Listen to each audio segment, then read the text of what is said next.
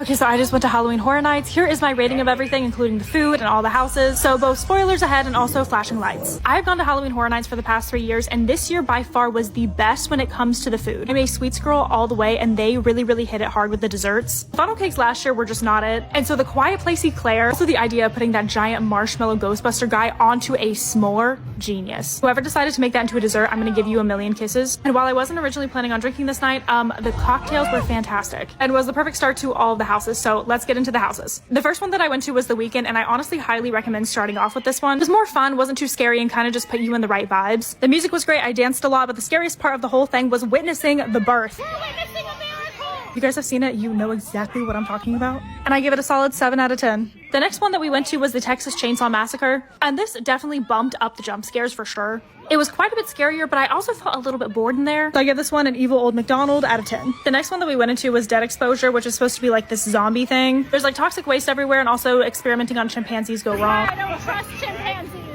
Wasn't personally a fan of this one, so I would say like 2 or 3 out of 10. Next one we went to was Universal Monsters Eternal Bloodlines. This one was not scary whatsoever, but I loved the storyline and I loved the makeup for it. I'm a big Bride of Frankenstein girl, and she was looking hot. I would say a solid 7 out of 10 from me. Okay, but the tram, thank God that there wasn't that bug guy from last year, because the tram actually kind of slayed this year. It was like The Purge, Happy Death Day, and all the other Blumhouse movies. Had like the perfect amount of storyline and also jump scares. I honestly give the tram like an 8.5 out of 10, and I wish that it had lasted a little bit longer. And then to my absolute favorite house of this year, the Insidious house. People are not overhyping it. It's a good house. It's long, has a good storyline, has a lot of good jump scares, and is honestly genuinely scary. Something about the Tiptoe song is just so unsettling to my core. Like 11 out of 10. Ghostbusters one was honestly the biggest surprise for me, and I really loved it. It was definitely not scary at all unless you are frightened by the Marshmallow Man or the green slime guy that sprays water. Just felt like it was really creative. The only thing that I was bummed out about was that it wasn't actually cold like the movie. 9 out of 10. Took a small break and dreamt about what my life would be like if I was in Hogwarts, and went on to The Quiet Place, and honestly,